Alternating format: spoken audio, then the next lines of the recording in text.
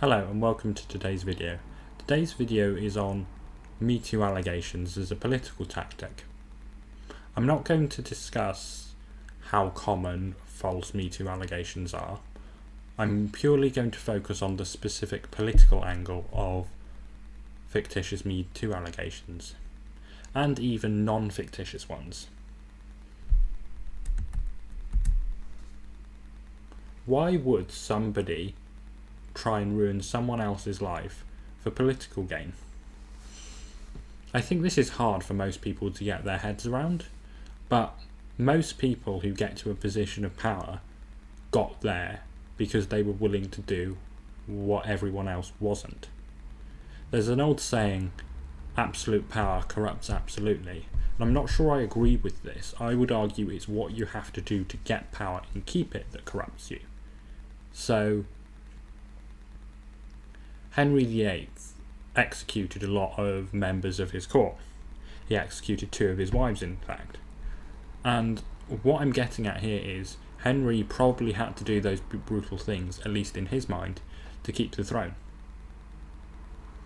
So people do things that are brutal, horrible, to either get power or keep it. I'm going to talk a bit about the Alex Salmond situation.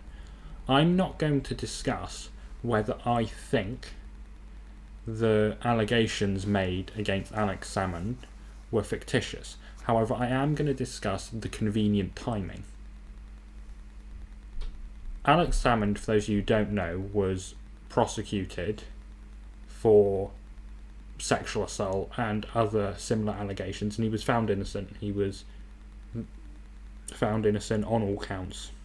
And I believe some of the counts it was not proven, which is a slightly different thing in Scotland. So you have not guilty, and then you have not proven in Scotland, and then you have guilty.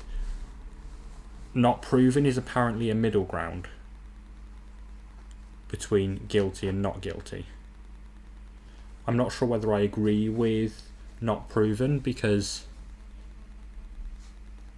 you could argue that a not proven verdict is the court saying they think you did it, but they don't know you did it, which I don't think the court should do, but that's my opinion.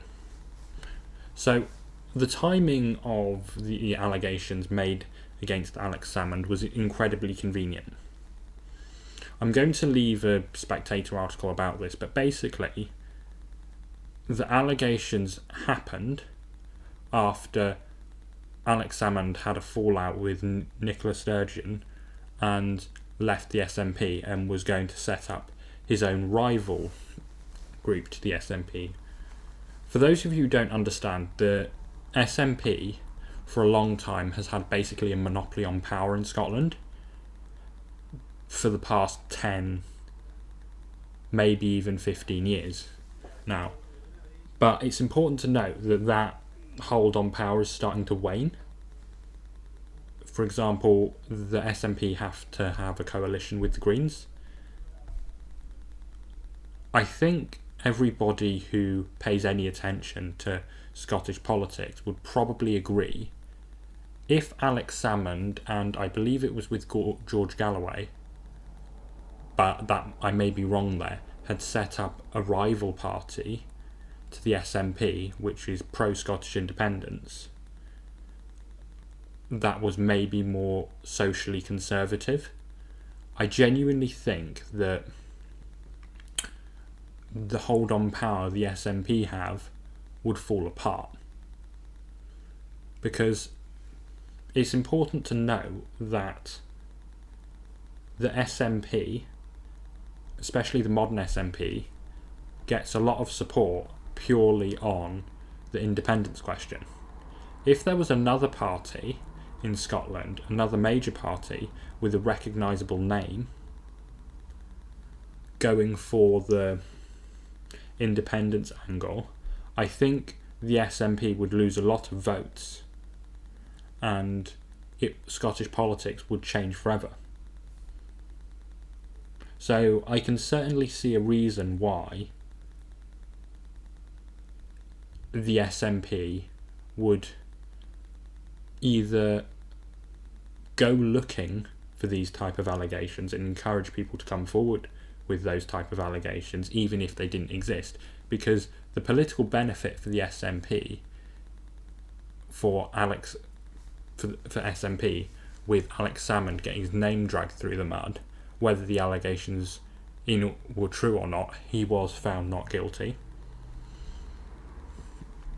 are immense, because if Alex Salmond hadn't had that legal trouble, he would have probably started a rival party and the SNP would be hemorrhaging votes and the SNP would lose power. So I'm not saying that I think Nicola Sturgeon and the SNP tried to stitch Alex Salmond up. However, the motive is there. They benefited a lot from Alex Salmond's legal trouble, and that can and could be a coincidence.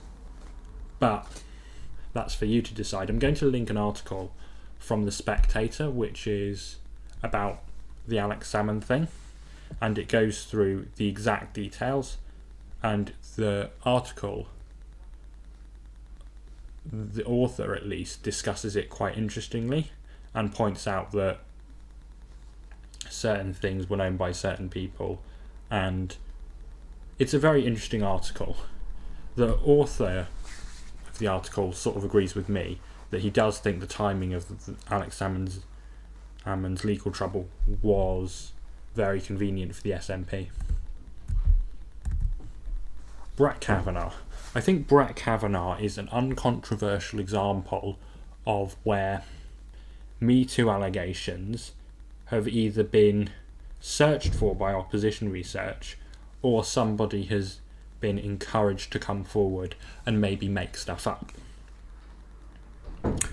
In the case of Brett Kavanaugh, it's quite interesting because his life wasn't ruined. I'm sure for Brett Kavanaugh it was very embarrassing going through that. However, he still got onto the Supreme Court, and it's just a political memory. Right, his Me Too allegation trouble when he was going for the Supreme Court and when he was being interviewed by the Senate for the job.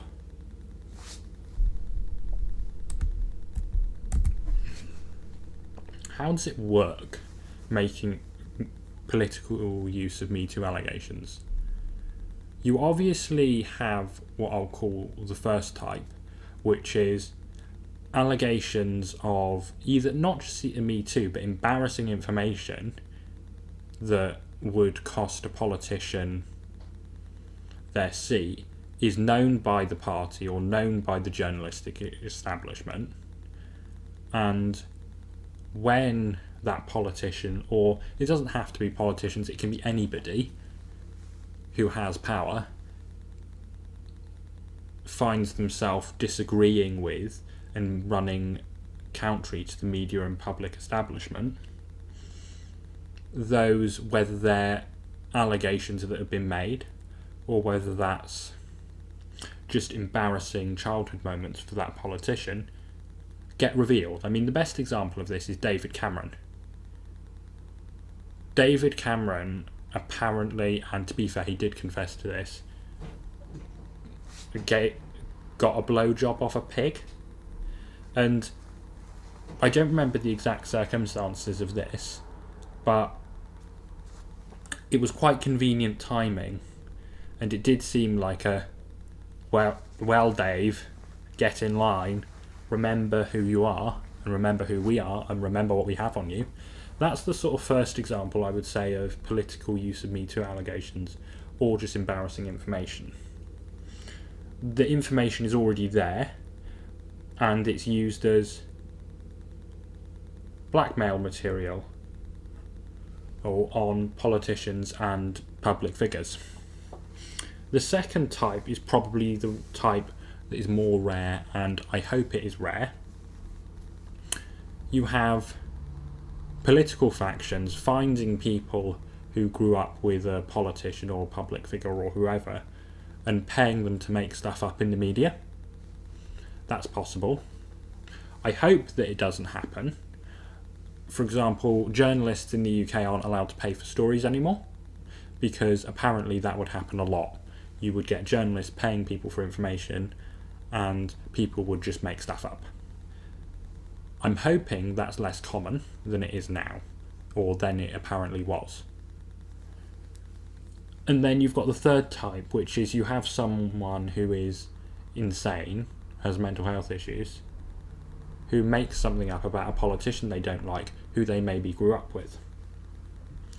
The third example is far less politically organised and very random, but what you'll notice with these type of political Metoo allegations is if they're made by someone of their own accord, the media will jump on top of it and publish it. I mean, the Andrew Tate situation seems a lot like this. It seems like he's got problems with two girls who he's dated, and they've either exaggerated or come up with some stuff and badmouthed him in the media. That's my opinion. I'm not saying that they have, but that's what it seems like. Why do Me Too allegations work as a political tactic, or false or fictitious Me Too allegations work?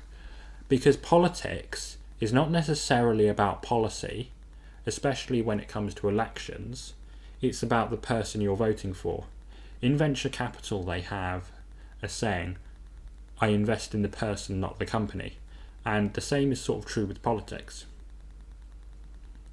If you ruin the reputation of the public face of that party, or key figures within it, especially if the party is popular because of who their leader is, because they've got a charismatic leader, the party normally will either lose the election or suffer from that negative publicity, and in some cases even legal trouble that comes with political Me Too allegations. That's the main reason it works, and I think a good example of this is Bill Clinton. Regardless of whether Bill Clinton was a rapist or not, when the Monica Lewinsky scandal came out, it was jumped on by the other side, which I'm not saying was a bad thing, but it's very interesting to see the political effect that kind of allegations has. And the problem is, what I would say about this issue generally is, if it's an effective political tactic, it will be used. So having someone be falsely accused of sexual assault, rape, or anything like that isn't nice, but I think it's an inevitable part of politics, because as I've explained, ruining the lives of people or ruining their reputations is generally quite an effective political strategy.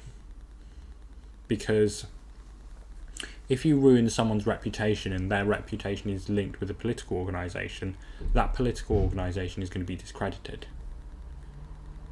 Even if the allegations are untrue and completely fictitious, it's very hard for someone to walk back from that and rehabilitate their image.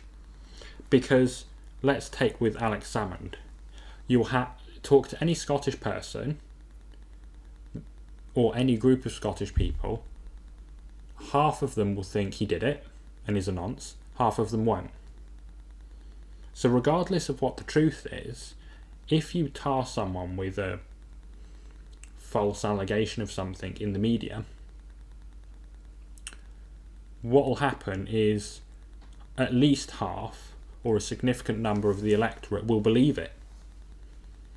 So that's, I think, the main reason why Me Too allegations, whether they're fictitious or not, are extremely important and extremely important political tools. Because if you ruin the reputation of the face of a party, maybe not permanently, but certainly in the short term, that party will be ruined. I think with Alex Salmond it's quite interesting because Alex Salmond in Scotland is a household name, and not your average Scottish nationalist could not go and start his own political party to rival the SNP, whereas Alex Salmond could have. So regardless of the actual reason for the allegations, whether they're true or not, the timing really did suit the SNP. Thank you very much for watching. Please check out my links and check out the Spectator article. Any questions or comments, please leave them. And if you want to improve your public speaking skills, check out Open Oratory.